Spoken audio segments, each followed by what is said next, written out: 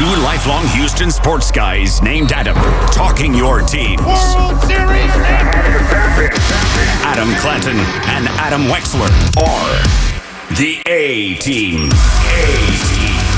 All right, let's dig in on Monday Night Football, second kickoff of the night. We're only 5 hours out from kickoff between the Seahawks and the Houston Texans. Game 6 for the Texans, trying to continue their winning streak. It's reached 2. A third win would put them at 500. Houston Chronicle Texans beat writer Jonathan Alexander joins us from Seattle. Been with us many times before. And Jonathan, why don't I just start here since you just put it out? Christian Kirk is unavailable for the Texans tonight. Already been ruled out. A hamstring injury suffered in practice. Now the third game he'll miss this year with a hamstring. But as you wrote about and just posted on your X handle, it could be meaningful for another Texans receiver. We know about the rookies, Jalen Noel. We know about Jaden Higgins. We obviously know Nico Collins. Probably a good night to try to have him eat. But what about Xavier Hutchinson? He's had a very, very important season offensively for the Texans this year, more so than in any of his previous seasons. You wrote a little bit about him this week. He's visited the end zone, and he's certainly, at least if not already known based on his performance in the game against the Chargers in the postseason last year, he certainly seems to be seeing things, have the trust of his quarterback, his OC. But why don't we start there, Jonathan? Welcome to the show. Tell us about Xavier Hutchinson and the Texans tonight.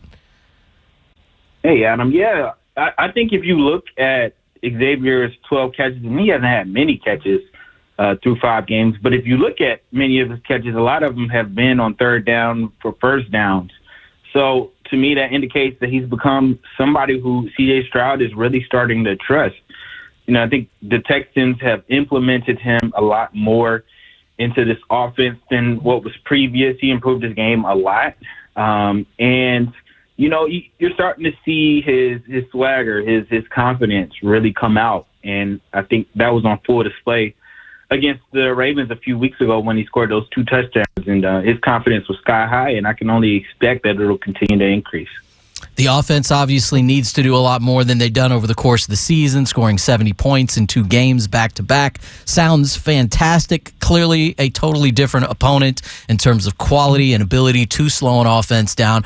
What were the things that you think they did well in those 2 wins against the Titans and the Ravens that mean they're understanding what they can do well offensively, and it's not totally related to, well, sure they did well. They played 2 crappy defenses, thus maybe it carries over into this game tonight and the rest of the season.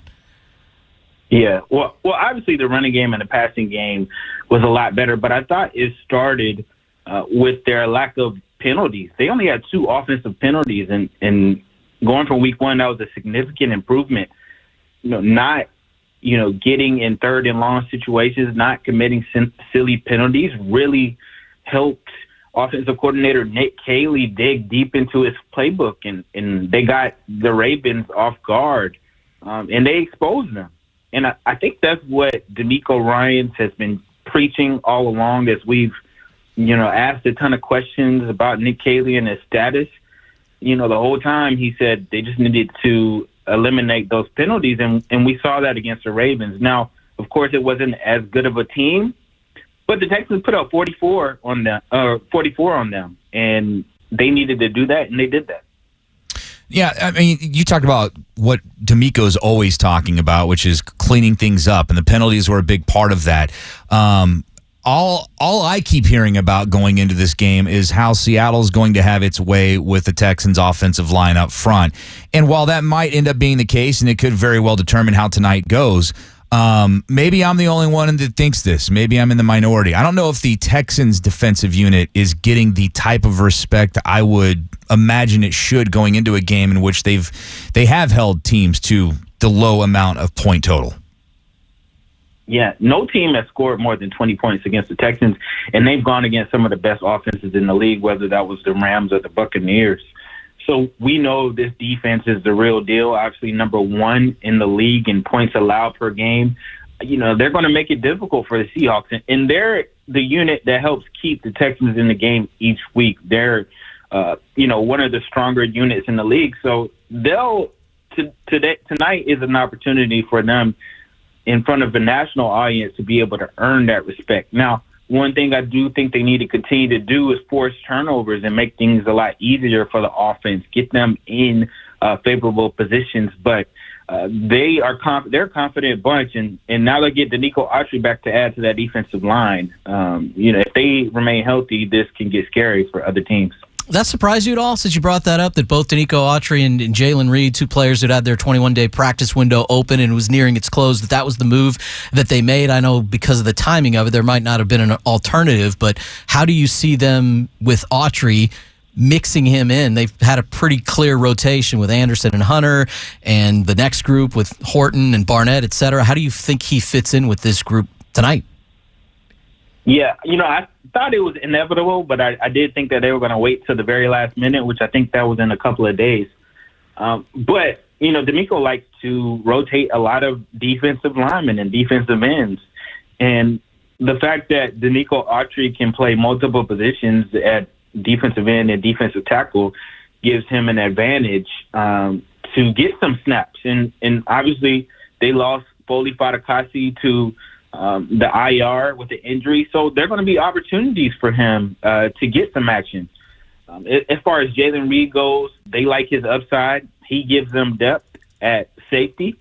If they would have an injury, he would likely be the first guy up right now. So it makes sense.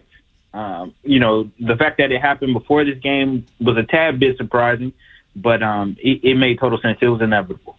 Given where they're playing tonight, given the defenses involved and everything else, and given that they're coming out of a bye week especially, who is the one guy that you think might be flying under the radar tonight that could wind up being an X factor? And this could go on either side of the football for the Texans in order to get this victory.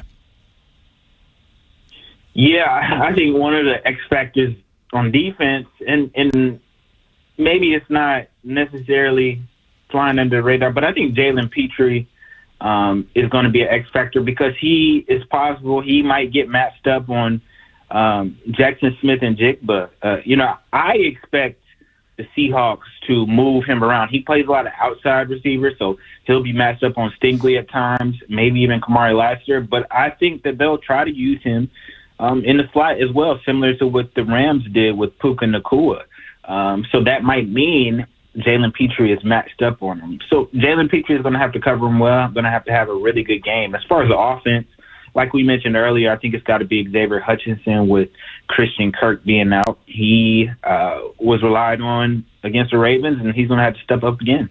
I know Titus Howard was asked about it earlier this week, and we know the numbers, and if you've seen a lot of the Seahawks football recently, and definitely this past game against the Jaguars a week ago, they do a lot of good things up front. They do a lot of things to confuse an offensive line up front. Their tackles specifically, both strong and capable of doing those I think, confusing things. It seems like the same thing that's just plagued the Texans' offensive line the last 2 years, regardless of personnel, regardless of coaching staff, regardless of OC. But stunts on the interior, as much as anywhere else potentially, is that kind of the biggest thing to trying to have successful offense tonight, is handling the potentially confusing looks or ultimate, I guess, execution they might see from the Seahawks up front? Yeah, absolutely. Coming into this week, Byron Murphy was tied for the league lead among defensive tackles and sacks. He has 4.5. But that defensive line unit, their edge rushers, are among the best units on this team. They make this defense go. And they do a great job of stopping the run. So when they stop the run, they get teams in third and long situations. And that lends itself to them using their stunts. They use stunts at a very high rate. And I was talking to Ariante Ursery, and he expects them to test him. The Texans haven't really experienced many stunts this year. We obviously know that was a huge issue for them last year, but they have a totally different unit with the exception of Titus Howard. So they'll have to contain those stunts. They'll have to communicate properly, and they've got to stay out of third and long situations so the Seahawks can't perform those stunts. Talk with Jonathan Alexander, beat writer for the Texans for the Houston Chronicle there in Seattle. Running back situation for the Texans. You expect a similar look that we've seen all year in terms of snaps, a little bit maybe slightly in favor of Woody Marks, but a heavy dose of both he and Nick Chubb? Yes, I expect them to both give both the ball, and whoever has a hot hand, I'd be honest, I think Nick Haley will ride with that person. Obviously, Whitney Marks can do multiple things, whether that's catching it out the backfield and running it as well. I think he'll have an opportunity to have more touches than Nick Chubb, but whoever has a hot hand is probably going to get the bulk of the carries. All right, so you're in Seattle. You're aware of the setting, the decibel levels, all that kind of stuff. The Texans haven't gotten off to the best start this year. Seattle with the 4-2 record. Ultimately, who do you think comes out of this one tonight in a final score prediction? I think the Texans are getting really close to improving, but I'd like to see them do it against an elite defense before I pick them in a game like this. So I'm picking the Seahawks to win 20-16. Jonathan Alexander covering the 2-4 Texans for the Houston Chronicle, if you guys are following along. 2-4 start to the season with that much off-season change and excitement for a potential third straight year. There will only be 4 wins behind the Colts 7 weeks into the season if they do not win tonight. Can't wait to hear what the team has to say about it after that, if in fact it goes down like that. But you've pretty much sound like everybody we've talked to and the same thing we've said throughout the week. I don't have a great feeling about this. Enjoy Seattle, and hopefully it's the last game for Mariners fans there in Seattle as they lose to the Blue Jays elsewhere tonight. We'll catch you back in Houston later this week. Yeah, thanks, Adam and Adam. Appreciate it, Adam and Adam. Taking care of business here on the A-Team. We're just about 15 minutes out from getting you our signature segment, the good, the bad, the ugly, something very clear for everybody that Jonathan had to say about this matchup tonight. We'll lock in on that coming up. The A-Team on Sports Talk 790.